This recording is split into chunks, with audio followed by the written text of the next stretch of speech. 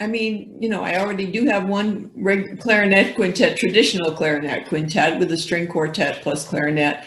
And I was going to do that at first, but then I started thinking it would be nice to do a non-traditional clarinet quintet. I mean, we can still call this a clarinet quintet, right? It's 5 people, and it features a clarinet, but it also features the percussion. So we got rid of one of the violins and brought in percussion instead. The percussion certainly does not play the part that a second violin would. The percussion has quite a bit of solo material.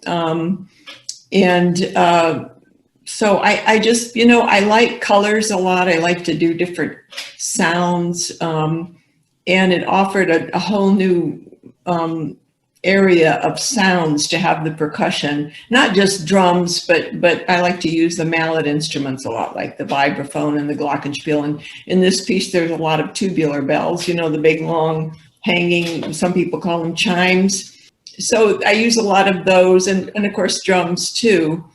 And it just offers up an interesting, it's a modern sound, I mean, the chamber group for the 20th century, really. I mean, the string quartet existed in the time or started in big time in the time of Mozart and Haydn, but in the 20th century, the new ensemble really was what they call a Perrault ensemble, because it's the ensemble that accompanied Perrault Lumiere.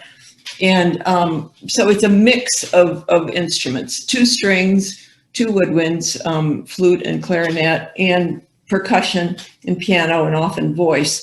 And so this is more of a modern ensemble, I think, a modern approach to a clarinet quintet. Probably one of the other unusual things about this piece, which is kind of an experiment for me too, is the fact that 3 of the instruments start off stage, and the only people on the stage will be the percussion and the cello. I've got some other pieces where people are off the stage, a couple of brass pieces where I've got the brass around the outside of the auditorium, the sides and the back. And I love that, the surround sound idea. But so I thought I would try it with this, and the musicians, it's going to be a new experience for the musicians. We're rehearsing for the first time Monday, and we'll see. Well, I mean, because they don't play in time with the people that are on the stage. They just play their own thing, and so they're, of course, in chamber music, the whole thing is staying together, watching everybody staying together. So it'll be a new thing for them to not pay any attention to the other musicians until they get on the stage.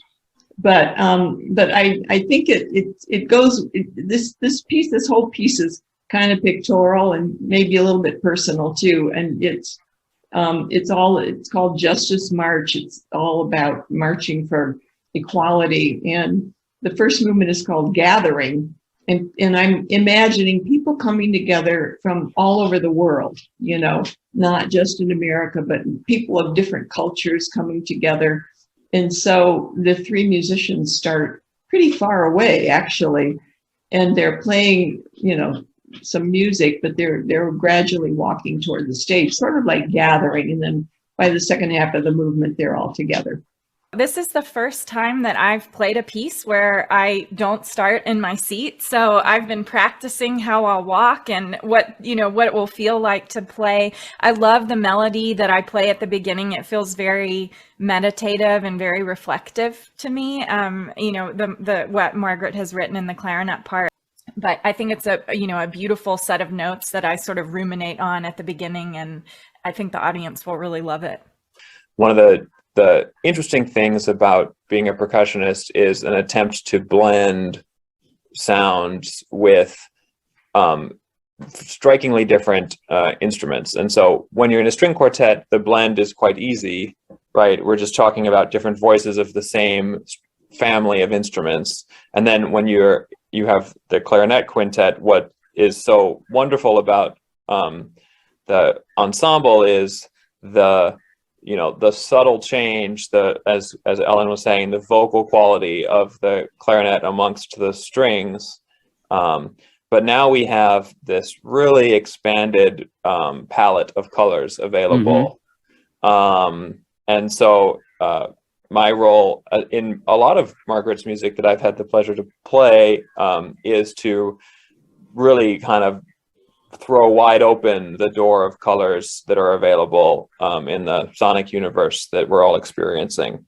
Margaret, do you prescribe precisely what percussion instruments Luke is going to be playing, or do you? Most definitely. You're nodding, so that answers that question. Yeah, I have a certain sound in my ear, and even when we first get together, we often fool around with different mallets, because the mallet, I mean, Luke can tell you more about this than me, but the mallet makes a big difference in the sound of just about all the instruments. Margaret comes over and we have listening sessions with all my instruments and all the different mallets, and she gets to hear everything that's an option from my collection.